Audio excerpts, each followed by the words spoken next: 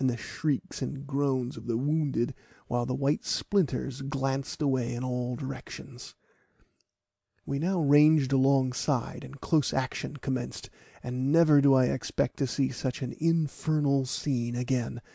Up to this moment there had been neither confusion nor noise on board the pirate.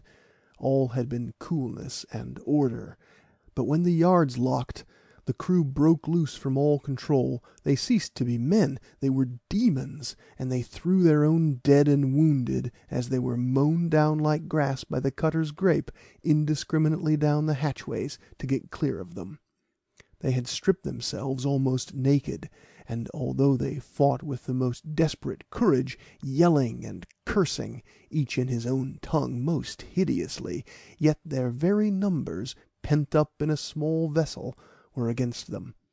At length, amidst the fire and smoke and hellish uproar, we could see that the deck had become a very shambles, and unless they soon carried the cutter by boarding, it was clear that the coolness and discipline of my own glorious service must prevail, even against such fearful odds, the superior size of the vessel, the number of guns, and heavier metal.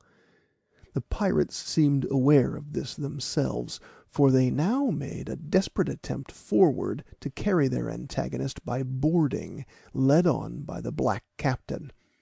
Just at this moment the cutter's main boom fell across the schooner's deck, close to where we were sheltering ourselves from the shot the best way we could, and while the rush forward was being made, by a sudden impulse, Splinter and I, followed by Peter and the dog, who with wonderful sagacity, seeing the uselessness of resistance, had cowered quietly by my side during the whole row, scrambled along it as the cutter's people were repelling the attack on her bow, and all four of us, in our haste, jumped down on the poor Irishman at the wheel.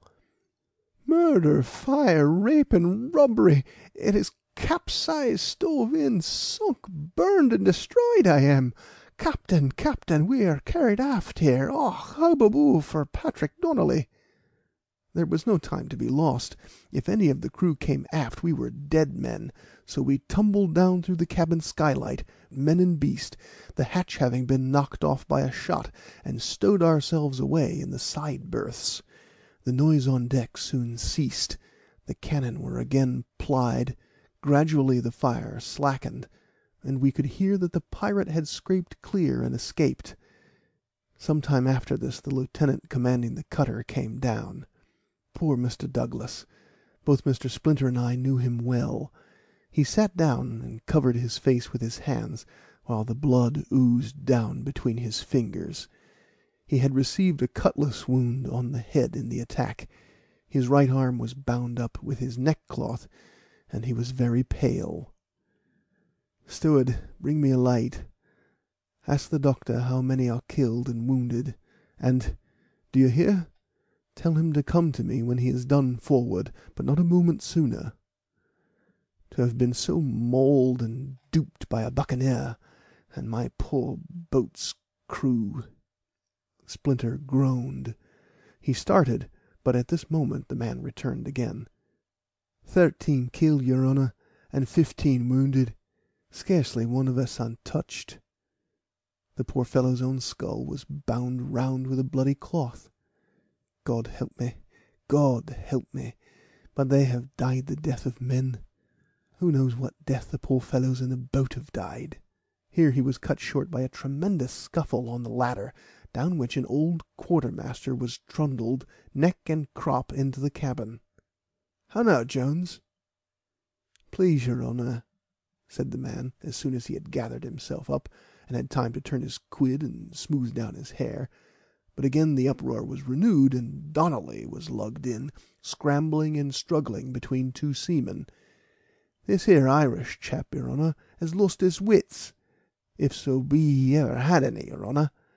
He has gone mad through fright." "Fright be damned!" roared Donnelly.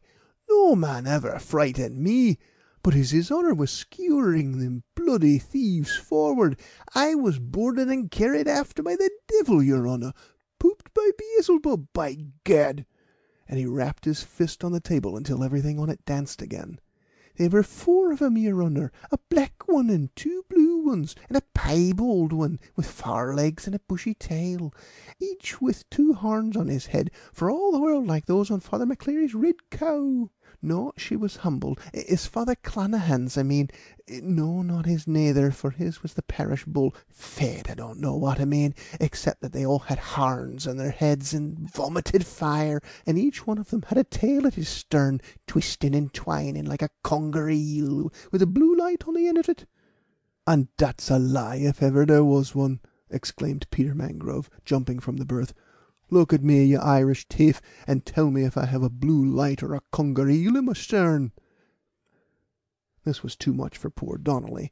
He yelled out, "You'll believe your own eyes now, your honour, when you seen one of them bodily before you. Let me go, let me go." And rushing up the ladder, he would, in all probability, have ended his earthly career in the salt sea, had his bullet head not encountered the broadest part of the purser, who was in the act of descending, with such violence that he shot him out of the companion several feet above the deck, as if he had been discharged from a culverin, but the recoil sent poor Donnelly, stunned and senseless, to the bottom of the ladder. There was no standing all this. We laughed outright, and made ourselves known to Mr. Douglas, who received us cordially, and in a week we were landed at Port Royal. End of Section 1. Recording by Tysto, tysto.com.